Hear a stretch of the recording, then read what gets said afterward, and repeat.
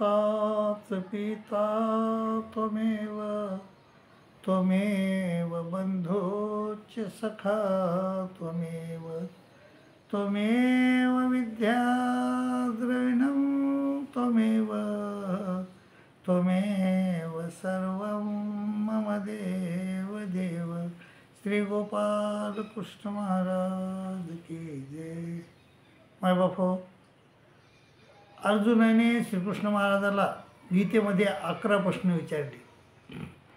तर ते प्रश्न विचारले तर त्या प्रश्नाला काही कारण असेल ना, का उगीचच प्रश्न विचारले? नाही, उगीचच प्रश्न विचारण्याजोगा अर्जुन तर नव्हता, तेवढा अज्ञानी तर तो नव्हताच. मग त्यानं काहीतरी कारण होतं म्हणून विचारलं. तर मग आता पहिला प्रश्न विचारला तो म्हणतो, देवा स्थितप्रज्ञस्य का भाषा समाधिस्थस्य केशव स्थितधी किं प्रभाषेत किमासित व्रजेत किम. तो ज्याची बुद्धी एकाग्र झाली, ज्याची बुद्धी परमेश्वर चिंतनात लागली, असा माणूस कसा बोलतो, कसा चालतो, हे मला सांगा. तर हे का म्हणला अर्जुन तसं, असा हा प्रश्न का विचारला? तर ह्या प्रश्नाचं उत्तर मागील 2 श्लोकात तुम्हाला दिसेल. श्रीकृष्ण महाराज म्हणतात अर्जुना, यदा ते मोह कलिलम बुद्धिर्व्यती तरिष्यती. जेव्हा तुझी बुद्धी मोहरूपी चिखलातून, यदा ते मोह कलिलम, कलील म्हणजे चिखोल, मोह म्हणजे अज्ञान.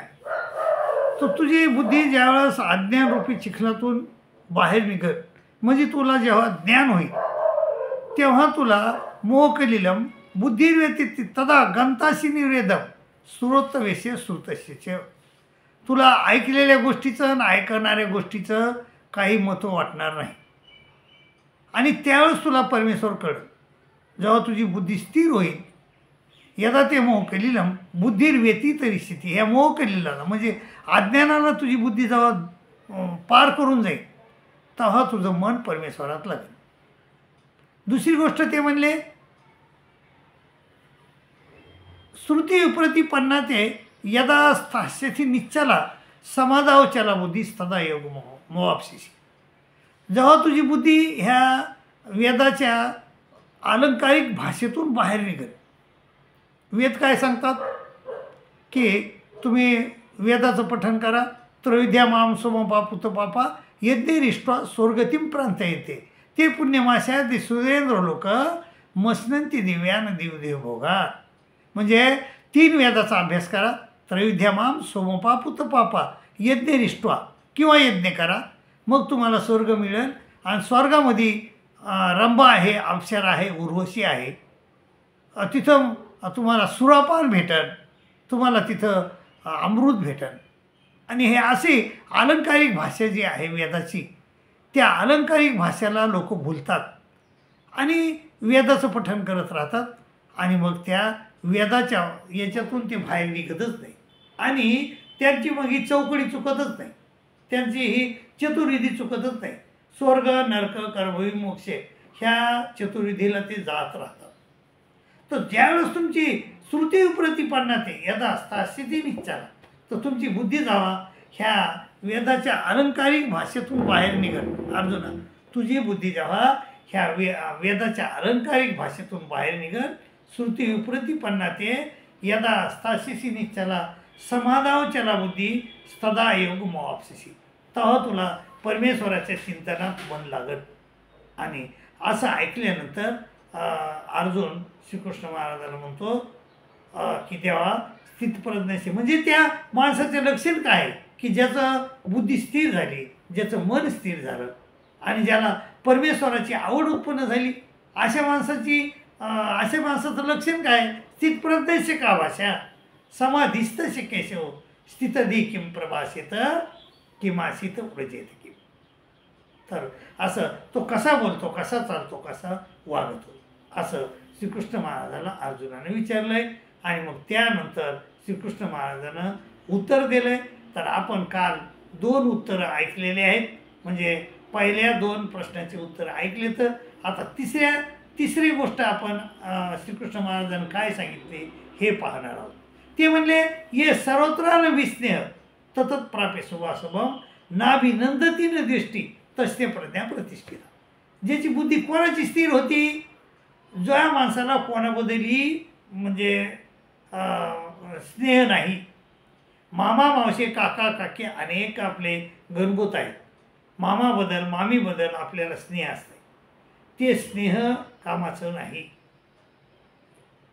हे सर्वत्र विस्नेह ततत प्राप्य शुभाशुभ. आणि चांगली गोष्ट जरी मिळाली तरी तो नाराज होत नाही, आणि वाईट गोष्ट चांगली गोष्ट मिळाली तरी तो म्हणजे हर्ष करत नाही, आणि वाईट गोष्ट मिळाली तरी तो नाराज होत नाही. नाभिनंदती न दृष्टी तस्य प्रज्ञा प्रतिष्ठिता. की ज्याची कशावरच आता म्हणजे स्नेह राहिलेला नाही, कोणावरच, जगातील कोण्याही गोष्टीवर स्नेह नाही. हे सर्वत्र विस्नेह ततत प्राप्य शुभाशुभ. शुभ जरी प्राप्त झालं, अशुभ जरी प्राप्त झालं तरी तो सब राहतो. शुभाशुभ ततत प्राप्य शुभाभम. नाभिनंदती न दृष्टी.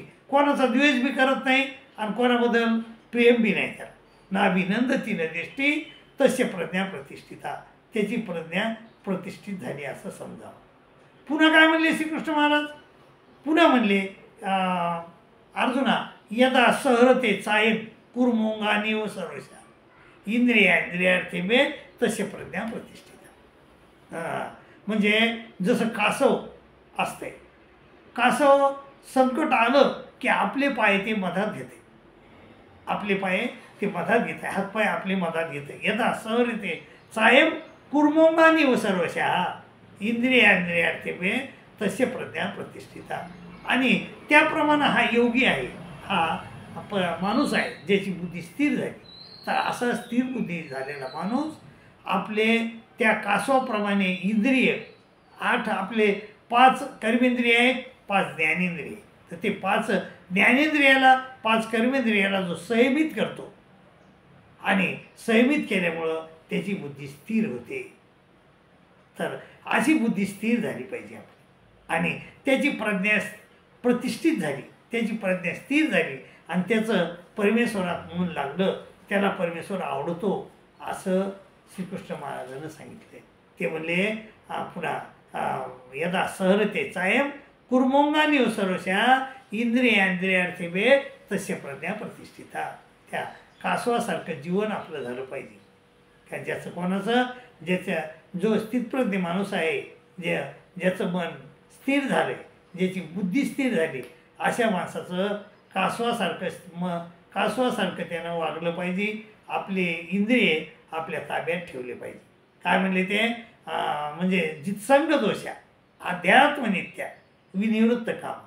आणि ह्या याच्यातून निर्माण मोह झालं पाहिजे.